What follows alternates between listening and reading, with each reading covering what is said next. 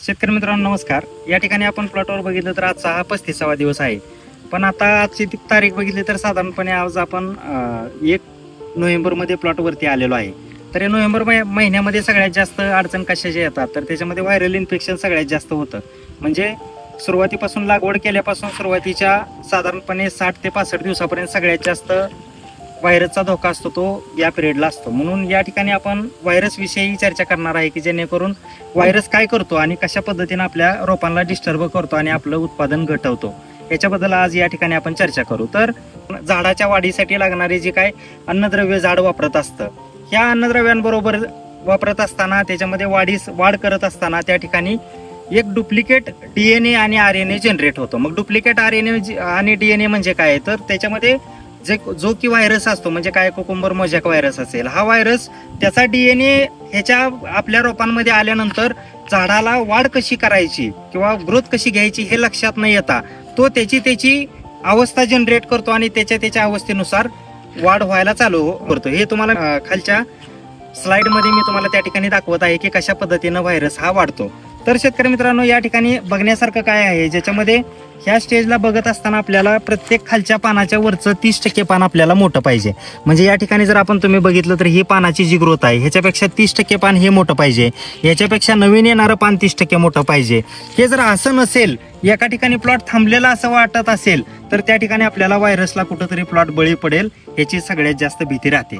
म्हणून शेतकरी मित्रांनो त्या ठिकाणी आपल्याला काय करणं गरजेचं असतं। मग व्हायरसवरती 100% कोणतं औषध काम करतं का तर अजिबात करत नाही। त्या ठिकाणी व्हायरसवरती आपल्याला सुरुवातीला काय करावं लागतं तर त्या झाडाची इम्युनिटी पॉवर वाढवावी लागते। म्हणजे इम्युनिटी पॉवर जर झाडाची वाढलेली असेल तर त्या इम्युनिटी पॉवर चांगली असलेल्या झाडामध्ये व्हायरसचं इन्फेक्शन होत नाही। म्हणून व्हायरस हा काय करतो तर टोटल प्लॉटमध्ये कोणकोणत्या झाडांची इम्युनिटी पॉवर कमी आहे त्या कमी असणाऱ्या इम्युनिटी पॉवरच्या झाडावरच व्हायरस हा एंट्री करत असतो।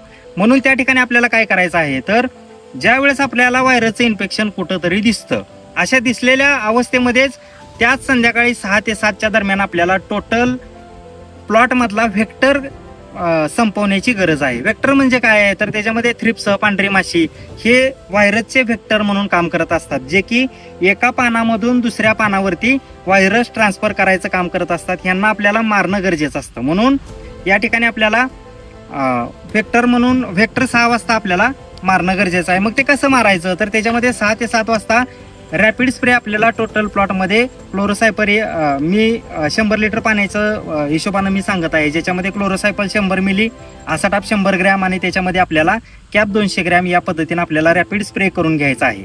त्याचबरोबर तिथून पुढे 3 ते 4 दिवसानंतर दुसरी फवारणी त्याला इम्युनिटी पॉवर वाढण्यासाठी करायची आहे। त्या इम्युनिटी पॉवर वाढायसाठी काय फवारावं त्याच्यामध्ये 1340 13 400 ग्रॅम, त्याच्यामध्ये अमोनियम मॉलिब्डेनम 30 ग्रॅम आणि विकर 200 मिली अशा पद्धतीने तिसरी फवारणी इम्युनिटी पॉवर वाढण्यासाठी आपल्याला करायची आहे।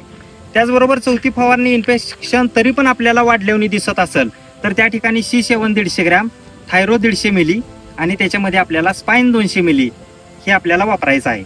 म्हणजे स्पाइन मध्ये काय आहे त्याच्यामध्ये स्पाइन्समध्ये ऑल विटॅमिनची चेन आहे। या विटॅमिनच्या चेनमुळे झाडामधली इम्युनिटी पॉवर वाढायची चांगल्या पद्धतीनं कार्य करतं। त्याचबरोबर ड्रिपमधून पण आपल्याला अन्नद्रव्य सोडत असताना त्याच्यामध्ये आपल्याला सगळ्यात जास्त झिंकचा वापर करायचा आहे।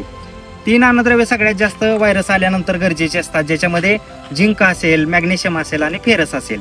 या तिन्हीचा वापर आपल्याला स्लरीच्या माध्यमातून किंवा ड्रिपमधून 4 ते 5 दिवसा अंतराने ड्रिपमधून सोडणं आपल्याला जास्त फायद्याचं ठरतं। मी त्या ठिकाणी डिस्क्रिप्शन बॉक्समध्ये कशा पद्धतीनं काय औषधं सोडायची हे मी त्या ठिकाणी खाली ड्रिपमधून देत आहे।